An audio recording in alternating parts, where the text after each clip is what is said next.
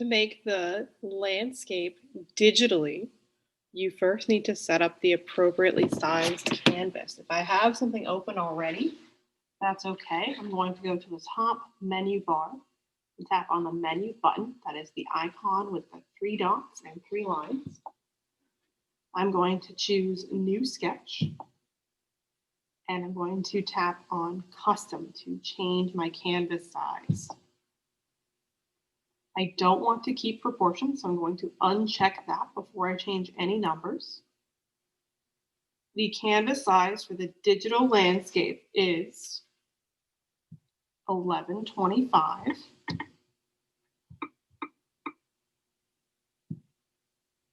by 2436.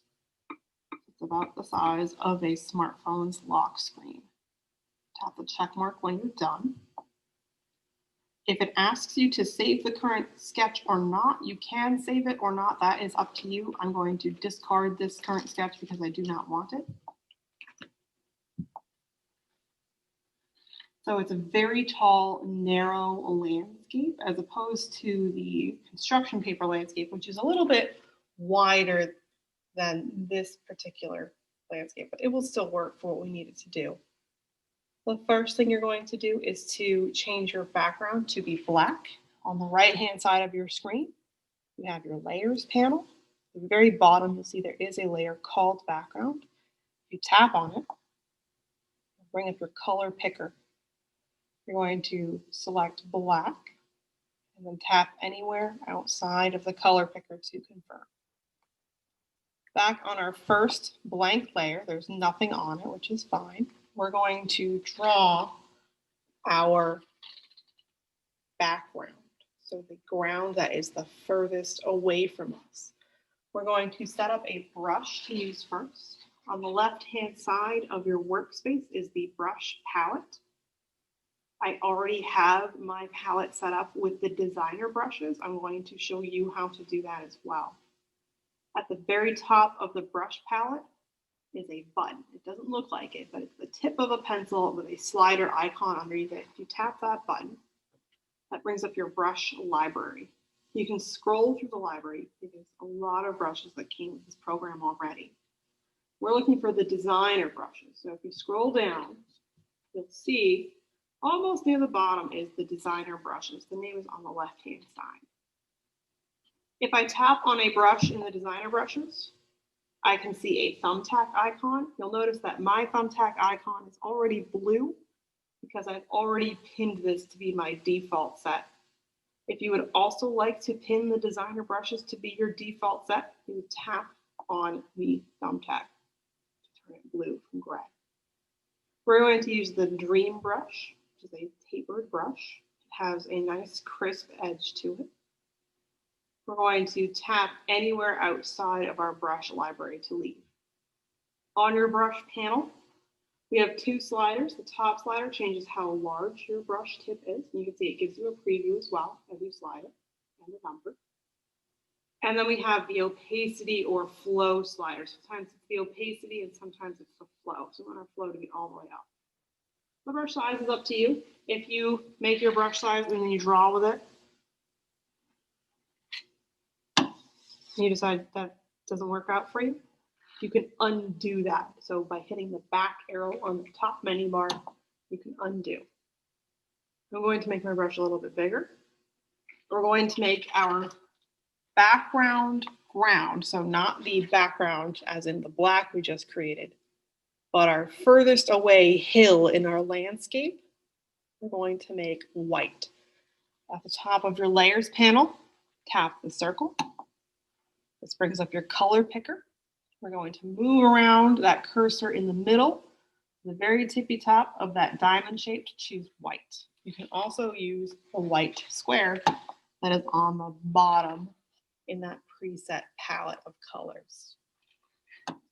We're drawing a snowy hill that is the furthest away from us as we're looking at this scene. We have to have some nice gentle curves in it. You want it to be about midway up this rectangle.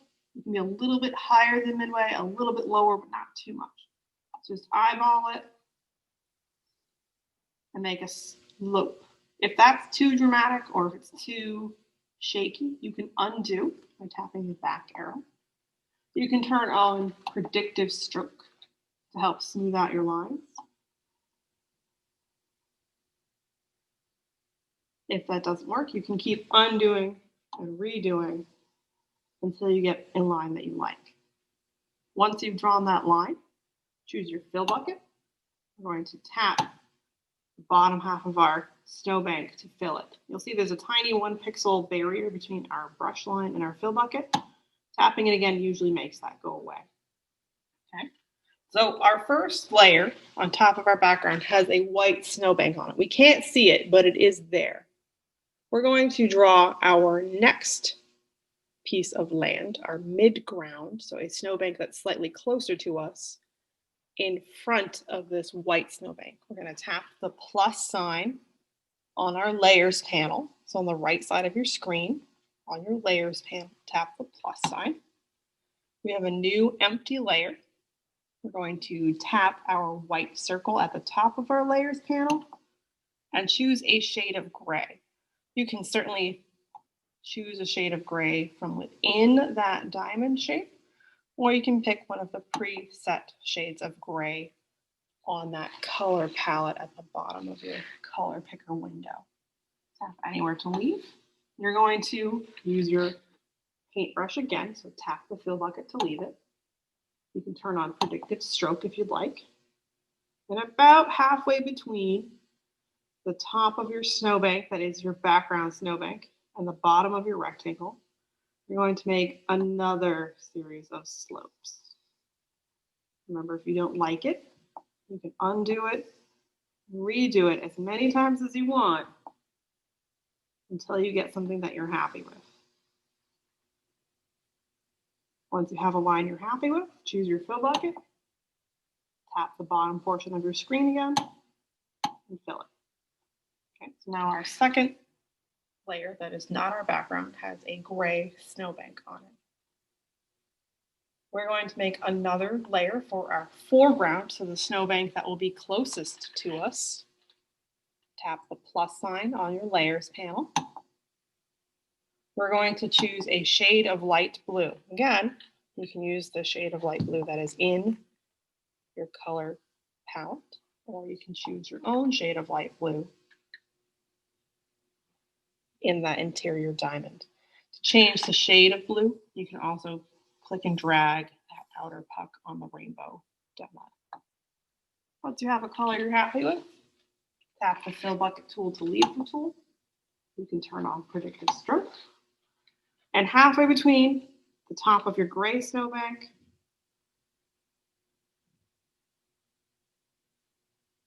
and the bottom of your screen, you're going to make another hillside.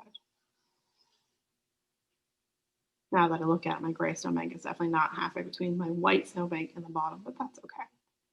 Grab your fill bucket, tap to fill again, leave the fill bucket tool. Okay?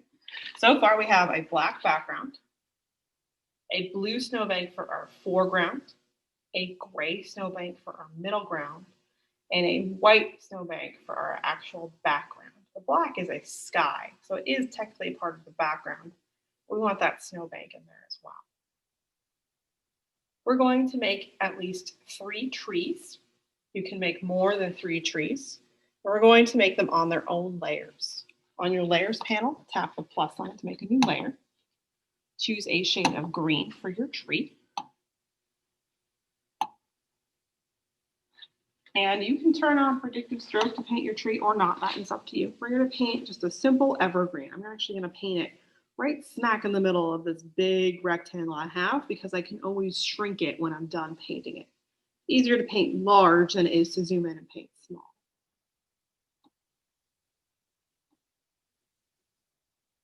I'm going to paint just a very basic evergreen.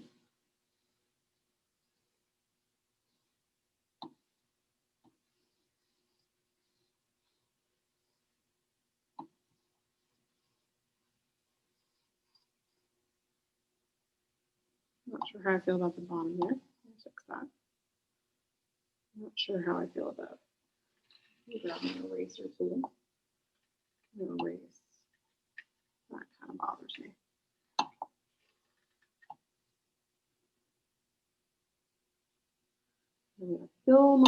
tree. If you accidentally fill the whole layer, it's because you either have a too high of a tolerance, which is this slider right here on the fill bucket, or because you've had tiny gaps between your green lines. You can create a tree trunk if you would like to, but sometimes evergreens grow so that their branches brush the ground and you don't see the ground. So that's one tree. I'm going to transform it now. The transform tool is the arrows pointing left, right, up, and down. If you didn't see that. So it's the arrows pointing left, right, up, and down. And it tells you exactly how to use it on the screen. So tap and drag with one finger to move. That's fairly easy.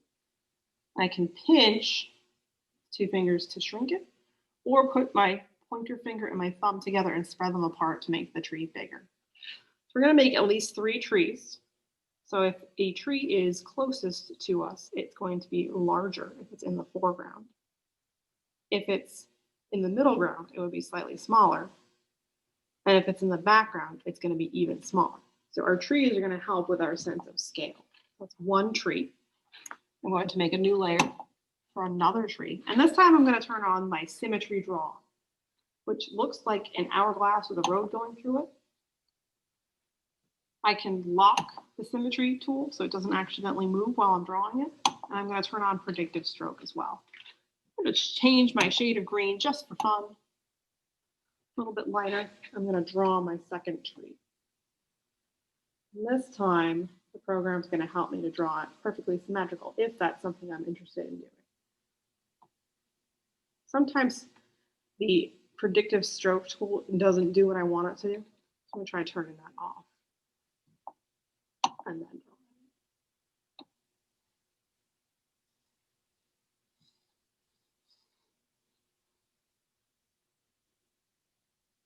if I hide my symmetry tool, I'm going to fill in that gap in hand just in case, so I can fill it with my fill bucket. Take my fill bucket, fill it in. Got some weird things going on down here at the bottom of my tree. I'm going to take my eraser and just move that up a bit. Take my transform tool, pinch it to shrink it, also tilt it. I'm going to put this on the second hill. You don't have to put it right smack on the second hill. I could even put it behind this tree. Right now it looks like it's on top of it. I tap done. I want to now take my topmost layer, which has my light green tree. I'm going to tap and drag it so it's underneath my dark green tree. So you can use overlapping as well to help to create a sense of scale. I can draw another tree, absolutely, but I can also clone one of the trees I already have. So if I go to my dark green tree, maybe I want to clone this one. I'm going to tap on the layer. In this menu, there's a whole bunch of options. We want to look at duplicate in the upper right corner. So it has 2 pieces of paper with their corners folded over, it has duplicate underneath it. I'm going to duplicate my dark green tree. You can see I now have a new layer with my clone on it. I'm going to go to my transform tool. And just with one finger, I'm going to tap and drag and move it. So I want it to be even smaller because it's further away. Sometimes it's tricky with trees because obviously trees sometimes grow larger than other trees. But just to add to my sense of scale and distance, make it even smaller. We'll tap done. And I'm actually going to put it on the other side of my snowbank. So on my layers panel, I'm going to click and drag. I'm going to put it underneath the white snowbank. So it looks like it's over the other side of the hill. So far, so good. So we have a foreground, a middle ground, a background.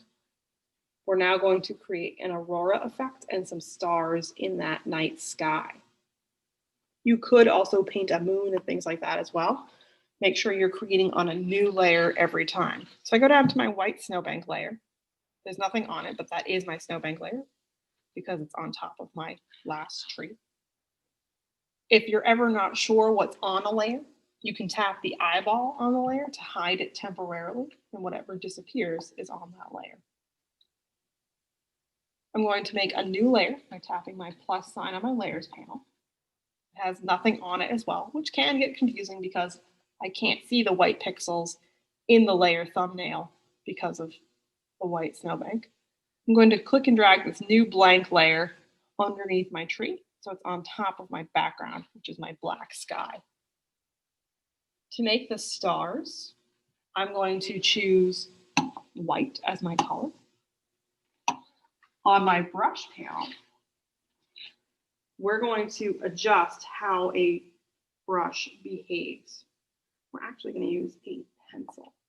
So if I go to my pencil tool and then go to that top button, so at the top of my brush panel, tap the button, and I'm going to go to settings, which is next to the word library. I need to go to advanced to play around with how this pencil behaves. I want to go to stamp, and I want to crank the spacing way up.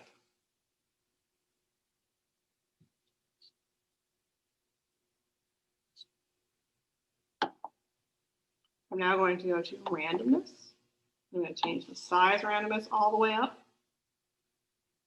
And I'm going to change the opacity randomness right about in the middle. You can see it's giving me a little preview in that black space of what it's going to look like.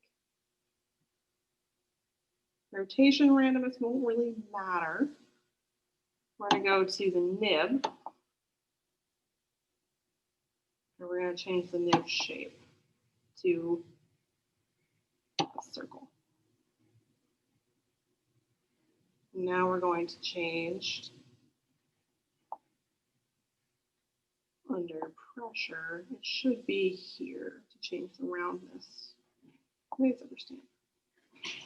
We're going to crank the roundness up so it's actually round.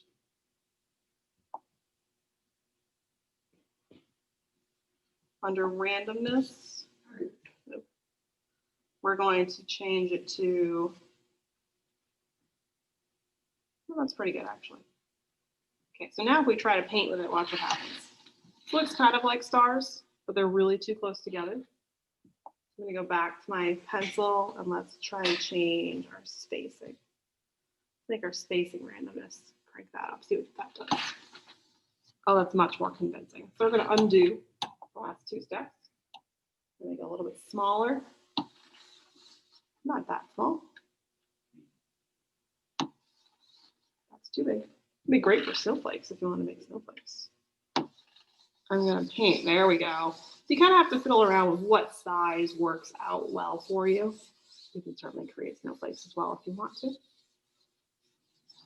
I'm just kind of scribbling around with my stylus, filling my night sky with stars. If you wanted to create like the Milky Way, so you'd really kind of focus your scribbles going diagonally across the night sky. Move my size up just a little bit.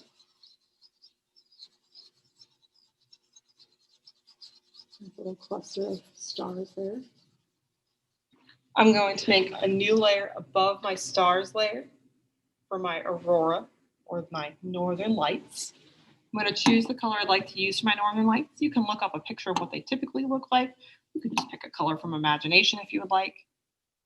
If you ever forget which layer you're on or what is on your layer, because we have so many layers that have white pixels on them, you can always tap the eyeball and see what disappears. So I need to make a new layer. If I tap the eyeball, nothing disappears, so there's nothing on this layer. And I'm going to paint an aurora using my glow tools on my brush panel on the left side of my screen. I'm going to tap on that button on the top. And there's a family of tools called glow. You want to choose glow neon. And if I do a paint test with this, you can see it creates a neon line going across the sky. You can try making it bigger or smaller. That's up to you. If you look at what the aurora does, it almost looks like a ribbon across the night sky. So you can kind of mimic that look. Sometimes it just ends abruptly. We're going to grab a smudge tool back in your brush library. The smudge tools have a white tip. There's several different kinds. You can see in the preview what happens when you use them on a checkerboard. And I'm going to play with, I think I want this one, smudge wet brush. I'm going to do a test. Remember, I can always undo it if I don't like it. So if I pull up from my aurora with my smudge wet, I'm always pulling up like a real paintbrush. Pull some up higher, some up lower.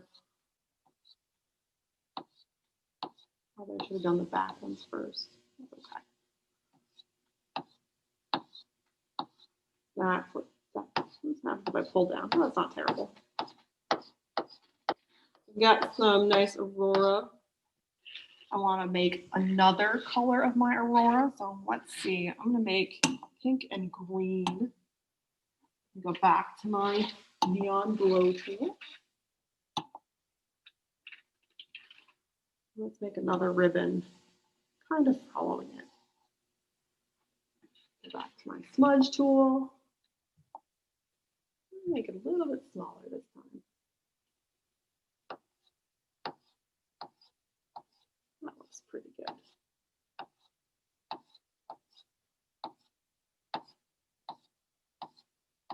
Yeah, smudging the back lines first was a better choice this time around. And it's starting to blend the colors together, which is pretty cool. You can make it go off the screen or not. So we have our foreground, middle ground, background. We have our night sky and our Aurora. If you wanted to make more trees, you definitely could do that. So I could go to my lime green tree here. I could duplicate it, move it, shrink it. Just to use my space better. I feel like I have a lot of empty space without a lot going on. I can duplicate my dark green tree again. So I locked it. And duplicate it, move it, make this one bigger. So it's in the extreme foreground. Think of it as though you're taking a picture. Sometimes not everything fits in the picture. Tap done. I could put snow on my trees. I do recommend you make a new layer to do that. So if I wanted to make snow on this tree I just created or cloned, I tap the plus sign above it, choose a brush that you think would be a good fit for creating snow. So let's see, create good looking snow. Probably something that will apply it very thickly. I think maybe just the dream brush might be a good bet. I'm not seeing anything else that would be a really good snow brush. So I've got my dream brush. I'm gonna change my color to white. And if I paint on this tree here,